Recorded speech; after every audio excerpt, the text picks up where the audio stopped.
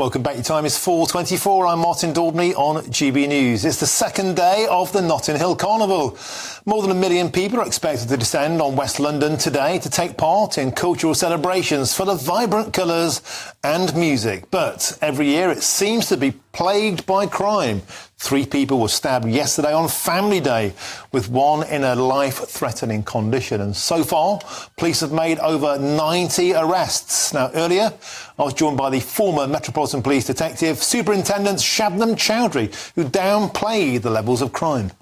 What I would say is this, that those events, in the vast majority, the main are peaceful events. You will see a huge amount of vibrancy, which is playing out on your screens right now. And unfortunately, the media will play out that it is in the main violent and plagued by violence yourselves, as you just said. But actually, that's a small percentage. If you compare that to the Leeds Festival last year, which had 100,000 revellers that attended those events, there were 78 arrests, which actually the proportion of that compared to Notting Hill Carnivals is actually somewhat bigger. Well, joining now to discuss this is the retired Scotland Yard detective Mike Neville. Mike, you wrote an article ahead of the Notting Hill Carnival a couple of days ago for the Telegraph saying it's the ultimate example of two-tiered policing. Explain to us what you meant by that. We just heard a lot of rubbish, haven't we? That there was less arrests or more arrests at Leeds. Well, depends on the different policing style. At Notting Hill Carnival, there's been, for the last 5 years, there's been an average of 10 stabbings every year. Now, if you look at football, for example, about 850,000 people go to football every weekend. That's comparable to what attends the Notting Hill Carnival. Can you imagine if there were 10 stabbings and 18 weapons recovered and loads of assaults on police during a weekend? Every weekend, we'd be told there was a return to hooliganism and the white working class were revolting, far right, etc., etc. And it just can't carry on, because what happens is you've really got to push the boat out at Notting Hill to get arrested. So when it says there's been that many arrests, if you applied the same criteria at a football match, there'd be thousands of arrests. So the challenge I have for anybody who claims there isn't two-tier policing is this. Go to Notting Hill and you can smoke drugs openly, you can abuse the police, shout at the police, police dogs even. You can dance with female officers to the point of indecent assault. And one officer was sexually assaulted last year. And then the experiment is you go to Millwall next Saturday and you do those things on the way to the ground and you'll be swiftly arrested and taken to the police station. And Mike Neville, it's true to say that we have seen 90 arrests so far. Would you not accept that that is an example of the police clamping down? Or are you actually saying if they applied the same policing as they do down the Millwall, then there'll be far, far, far more arrests? There'd be 900 arrests if they applied the same thing. But of course, operationally, those officers are in a real bad place. They're really crushed. They've got to be mindful if they do arrest somebody that it might cause a massive public order thing. So you can't blame the officers on the ground. There are some brave officers and there's some tired officers who really work hard. And it's one of the things a lot of officers really don't want to do. But it's also the scale of it. There's 7,000 officers on duty. To give you some idea of that there's no other police force with 7,000 officers. The police forces of Manchester, Birmingham and Liverpool don't have 7,000 officers. And all of those officers are being paid double time today because it's a bank holiday. So the cost of this is £11 million to the taxpayer. At football, the clubs have to make some kind of contribution towards it. And I just think and then there's the issue of safety. If you look at those crowds, it would be far better done in Hyde Park. And then you could have some control on who comes in. You could have real checks on weapons. You couldn't leave them behind to be collected tomorrow. And also you could try and stop the drug dealing and the like. When if people paid a tenner to get in, that would cover the policing costs. But the idea that there isn't two-tier policing, the last superintendent, she obviously lives in a dream world. That's all I can say. And Mike Neville, it's important to point out that your opinion here comes from many years of actually being on the beats. You've been a copper at the Notting Hill Festival, right? This isn't based on what you've read on the internet. This is from your ground experience of taking part. Yeah. So I used to provide a special squad of officers called the super recognisers who were supplied to spot gang members and known thieves and drug dealers. So I was part of the operation for many, many years. And as a young police officer, I was on duty there as well, both as a PC and a sergeant. And you can only have to read the comments by former officers and some serving officers, and they really are tired of this. And it's got to change because it just isn't right. You know, the idea that anybody can describe something as mainly peaceful when somebody's nearly dying in hospital, and there's likely to be more trouble tonight because the most effective thing at the Notting Hill Carnival, because today is usually the day of trouble, is PC rain. If the rain arrives, then everybody goes away and it disperses. The problem for the operational officers tonight is it's really sunny, and when people have had too many drugs or too much alcohol or are intent on causing violence, the sun does nothing but enhance the trouble.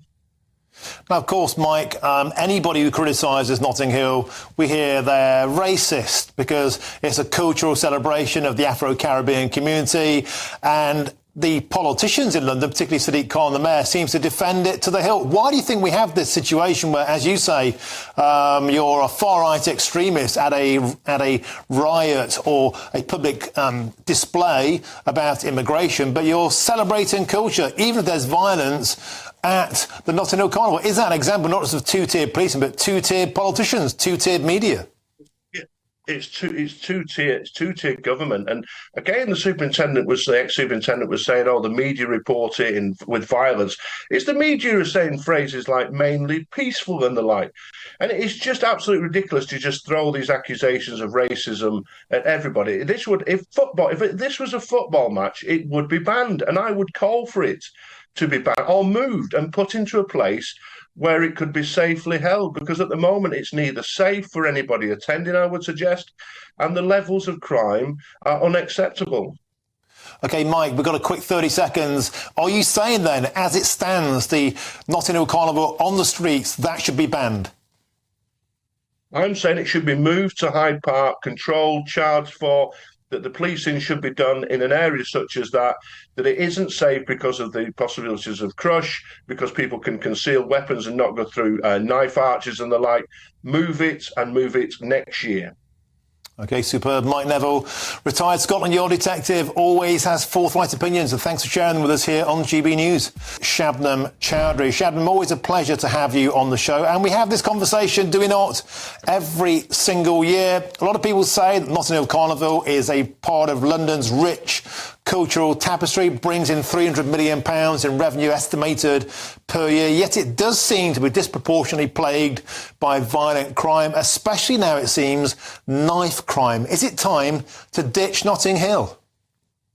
Absolutely not, Martin. And as you say, it's a beautiful, vibrant cultural event that we've had now for decades, celebrated particularly by the Caribbean community to celebrate their roots here in the United Kingdom. Of course, there is trouble there most years. That goes without saying. There are always a small pocket, a minority of those that attend deliberately to cause trouble amongst themselves. There will be those that will go there with the intent of causing trouble amongst perhaps other individuals that they've got a gripe with. Absolutely awful to hear about this woman, the 32-year-old who's suffered life-threatening injuries. Let's hope she fully recovers, and let's also hope that those responsible are brought to justice. But what I would say is this, that those events, in the vast majority, the main are peaceful events. You will see a huge amount of vibrancy, which is playing out on your screens right now. And unfortunately, the media will play out that it is in the main violent and plagued by violence yourselves, as you just said. But actually, that's a small percentage. If you compare that to the Leeds Festival last year, which had 100,000 revellers that attended those events, there were 78 arrests, which actually the proportion of that compared to Notting Hill Carnivals is actually somewhat bigger. Yeah, but Shabnam, when you look at the types of arrests, nobody's getting stabbed at the Leeds Festival. Nobody's getting stabbed at Glastonbury. No one's getting stabbed at Wembley Stadium, where there are a comparable number of arrests, but for things like ticket touting or soft drug possession, the types of arrests tend to be typically quite different. And so you say there's a two-tiered aspect to this. One of our next guests, Mike Neville, he was a former Scotland Yard detective. He's coming on later in the show. He wrote a piece a few days ago saying that Notting Hill, you may have seen it, benefits from two-tiered policing because the police officers typically stand off and let things carry on in a way, for example, that would not be allowed to happen if it were, say, at a Millwall match. If a man was dancing in a sexually provocative manner to a WPC there, he'd get short shift, he'd be nicked within moments. Do you not think that the arrests are quite low at Notting Hill because the police stand off? No, I don't think the arrests are quite low. And actually, Martin, if you look at policing of football events and football events itself, during the England matches, there's an increase of domestic violence by 26% when England draw a match. And then when you have that might happen after Notting Hill. It might happen after Notting Hill, but I'm talking about football. I'm just giving you a comparison. A 38% increase in when England are defeated. Does that mean that we should then stop football events? There are missiles thrown at police officers. There is abuse. There are drunks. There is football hooliganism. So that plays out across the field. 2 million revellers go to the Notting Hill Carnival roughly most years. It's the second largest carnival in the world after the Rio Carnival.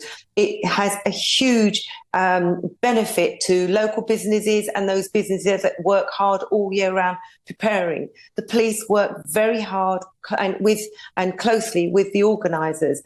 The only time that they will ban these events will be if there is significant information and intelligence that there is a likelihood of serious violence about to occur or will occur, then the police will have to reconsider those carnivals. So no, I don't think it should be banned. It's a family event. It's awful that there is some violence there. Police actually manage it very well. And I think also the engagement aspect of policing is crucially important, particularly when you look at trust and confidence amongst communities, particularly the Black and the minority communities who are disadvantaged time and time again, such as stop and search, tasering, handcuffing of those individuals and the arrest of many. But let's hope tonight is a peaceful event and that the end of Carnival is a good one and that there are few arrests. Totally agree. Let's hope it is peaceful, as indeed last night's events were described as mostly peaceful. Thanks for your opinions. Always a pleasure. Former Detective Superintendent at the Met, Shabnam Chowdhury. Thank you very much.